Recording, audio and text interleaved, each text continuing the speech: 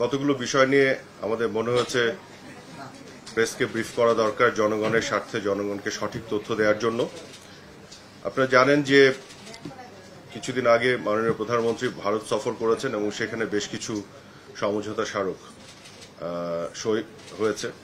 এই সমঝোতা স্মারকের বিষয়গুলোকে নিয়ে আপনারা দেখেছেন বিভিন্ন সামাজিক যোগাযোগ মাধ্যমে এবং ক্ষেত্র বিশেষে কিছু কিছু মূলধারার গণমাধ্যমেও বেশ কিছু ভুল তথ্য চলে এসেছে এবং আমরা দেখেছি বিএনপি এবং জামাতের পক্ষ থেকেও বিভিন্ন স্তরের নেতাকর্মীরা অপপ্রচারে লিপ্ত হয়েছে এবং সর্বশেষে এসে গতকাল মির্জা ফখরুল ইসলাম আলমগীরও যুক্ত হয়েছেন সে অপপ্রচারে। গতকাল তিনি একটি প্রেস কনফারেন্সে যে বক্তব্যগুলো দিয়েছেন এগুলো একেবারেই অসত্য এবং ডাহা মিথ্যা কথা এবং সমঝোতা স্মারকের সকল ধারা উনি হয়তো পড়েননি বা যারা এই অপপ্রচার করছেন তারা সকল ধারা পড়েননি। সকল ধারা না পড়ে না বুঝেই খণ্ডিতভাবে তারা এগুলো তুলে ধরে সাধারণ মানুষকে বিভ্রান্ত করছে।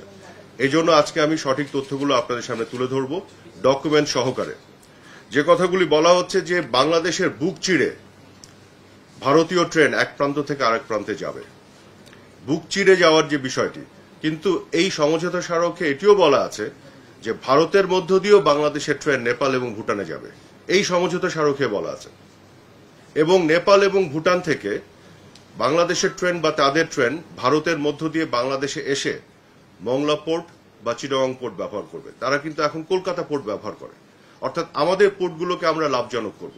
তাহলে কি আপনি বলবেন যে ভারতের নতজানু পররাষ্ট্রনীতি হয়ে গেল? তারা তাদের কলকাতা পোর্টকে বঞ্চিত করে বাংলাদেশের পোর্টকে লাভজনক করে দিচ্ছে।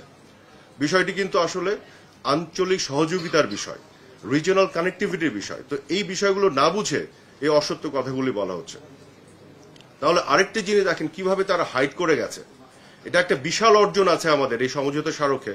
আপনারা দেখবেন যে নেপাল থেকে ভারতের মধ্য দিয়ে ভারতের যে গ্রিড লাইন, সেই গ্রিডের ট্রান্সমিশন লাইন দিয়ে আমরা নেপাল থেকে 40 মেগাওয়াট বিদ্যুৎ আমদানি করব এবং যখন আমাদের শীত মৌসুমে বিদ্যুতের চাহিদা দেশে কম থাকবে, অতিরিক্ত প্রডিউস করতে পারবো, আমরা রফতানিও করতে পারবো।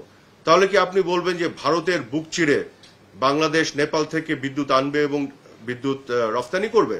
এখানে তো পুরোটাই আমরা লাভবান হব। কাজে এই যে সমঝোতা স্মারকের এই বিষয়গুলো একেবারে উল্লেখ না করে, সমঝোতা স্মারকের পুরো বিষয়টি যে একটা উইন উইন, দুই দেশের জন্য যে লাভজনক, এই বিষয়টি উল্লেখ না করে খণ্ডিতভাবে তারা অপপ্রচারের স্বার্থে এই মিথ্যাচার করছে, গোলামী চুক্তি বলছে, নতজানু পররাষ্ট্রনীতি বলছে। এবং আরেকটি বিষয় আপনারা খেয়াল করে দেখেছেন যে মির্জা ফখরুল ইসলাম আলমগীর কথা বলেছেন এবং অনেক অপপ্রচারকারী এটি বলছে যে আমাদের নাকি নিরাপত্তার ঝুঁকির মধ্যে পড়ে যাব আমরা। কিভাবে? যে ভারত যে ট্রেন নিয়ে যাবে বাংলাদেশের ভিতর দিয়ে, সেখানে তারা আর্মি এবং মিলিটারি সামরিক অস্ত্র শস্ত্র নিয়ে যেতে পারে, তাতে জিও পলিটিক্যাল একটা ক্রাইসিস তৈরি হতে পারে। অথচ আপনাদেরকে আমি আজকে দেখাই যে এই সমঝোতা স্মারকেই 3 নম্বর পয়েন্টে পরিষ্কার বলা আছে, 3 নম্বর পয়েন্টে, এটা আপনাকে দিয়ে দিব। এখানে কি বলা আছে? এখানে বলা আছে যে গুডস উইদাউট রেড ট্রাফিক, মানে রেড ট্রাফিকের সংজ্ঞা দেয়া আছে, dangerous and offensive goods including arms, ammunitions and explosives. অর্থাৎ আর্মস, অ্যামিউনেশন অ্যান্ড এক্সপ্লোসিভস এগুলো নেওয়া যাবে না, এই সমঝোতা স্মারকেই পরিষ্কারভাবে বলা আছে। তাহলে এটা কোথায় পেলেন তারা?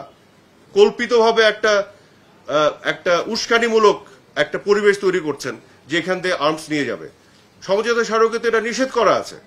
আরেকটি জিনিস আপনাদের বলি, এই সমঝোতা স্মারকে 4 নম্বর ধারায় বলা আছে, সুস্পষ্টভাবে বলছে কি, the movement of the goods and people within Bangladesh and India shall be subject to the relevant national laws, regulations and administrative provisions. অর্থাৎ ভারতের ট্রেন বাংলাদেশের ভিতরে ঢুকে পড়লেই এটা বাংলাদেশের আইনের মধ্যে অপারেটেড হতে হবে। একইভাবে বাংলাদেশের ট্রেন যখন ভারতের ভিতরে ঢুকে নেপাল বা ভুটানে যাবে, সেটা ভারতের আইনের মধ্যে অপারেটেড হবে। অর্থাৎ আমরা কিন্তু আমাদের আইনের মধ্যে এটাকে অপারেশনের বাইরে যাওয়ার কোনো সুযোগ নেই। কাজে এটা টোটালি বাংলাদেশের মানুষকে বিভ্রান্ত করার জন্য, উস্কানি দেওয়ার জন্য এই কল্পিত একটা রূপকথার গল্প তারা তৈরি করেছে, যেটা আমাদের নিরাপত্তা ঝুঁকিতে ফেলবে। গোটা বিশ্ব আজকে এগিয়ে যাচ্ছে রিজিওনাল কানেক্টিভিটির মাধ্যমে। আপনারা দেখেছেন ব্রেক্সিটের ফলে আজকে যুক্তরাজ্য অর্থাৎ ব্রিটেন কি ধরনের বিপদে পড়েছে, আলাদা হয়েছে। গোটা বিশ্ব যে আধুনিক চিন্তা করছে, কানেক্টিভিটির মধ্যে আসতে যাচ্ছে, আমরা কিন্তু এটা এককভাবে ভারতকে দেইনি। যে ভারত শুধু ট্রেন নিয়ে চলে যাবে। আমরাও ভারতের উপর দিয়ে নেপাল ভুটানে যাব, নেপাল ভুটানও ভারতের উপর দিয়ে বাংলাদেশে এসে আমাদের পোর্ট ব্যবহার করবে, আমাদের পোর্টগুলি লাভজনক হবে। আমরা নেপাল থেকে ভুটান থেকে আমরা ভারতের ট্রান্সমিশন লাইন দিয়ে আমরা বিদ্যুৎ আমদানি করে বাংলাদেশে নিয়ে আসবো। এটা একটা ওভারঅল কানেক্টিভিটি আঞ্চলিক যোগাযোগের মধ্যে নিয়ে আসা হয়েছে, যাতে করে বাংলাদেশের দীর্ঘমেয়াদে বাংলাদেশের জনগণের লাভ হয়। সেইটিকে কিভাবে তারা বিকৃতভাবে উপস্থাপন করছে। এবং দেখেন, শুধু এইটি না, আমি আরো কতগুলো জিনিস এখানে উল্লেখ করতে চাই। মাননীয় প্রধানমন্ত্রী শেখ হাসিনার আরো কতগুলো যে অর্জন আছে ভারতের সাথে দ্বিপাক্ষিক সম্পর্কের ক্ষেত্রে, সেটাও বলি। এই যে সমুদ্র সীমা, এটা কে জয় করেছে? বঙ্গবন্ধু কন্যা শেখ হাসিনা। বিএনপি জামাত ক্ষমতায় ছিল, কখনো তো উদ্যোগও নেয়নি। ভারতের সাথে এইটা মিয়ানমারের সাথে জয় করেছেন থার্ড পার্টিতে যে, এবং শুধু জয় করে দখলে নেননি, উনি এটা সুরক্ষার জন্য সাবমেরিন কিনে এনেছেন। এবং খেয়াল করে দেখুন কোথা থেকে এনেছেন, চাইনিজ সাবমেরিন এনেছেন। আপনারা জানেন যে ভারতের সাথে চায়না দ্বিপাক্ষিক কিছু টেনশন আছে, তারপরও জননেত্রী শেখ হাসিনা কিন্তু এখানে কম্প্রোমাইজ করেননি। তো এটা কি নতজানু পররাষ্ট্রনীতি বলে এটাকে? আর কিভাবে নতজানু পররাষ্ট্রনীতির সংজ্ঞা আপনি সংজ্ঞায়িত করবেন? তো বিএনপি জামাত তো মানে সাবমেরিন কেনা তো পরের কথা, তারা তো এই আরবিট্রেশনে যে আমাদের যে ম্যারিটাইম বাউন্ডারি, সমুদ্র সীমাটা তো তারা কোনো উদ্যোগই নেয়নি।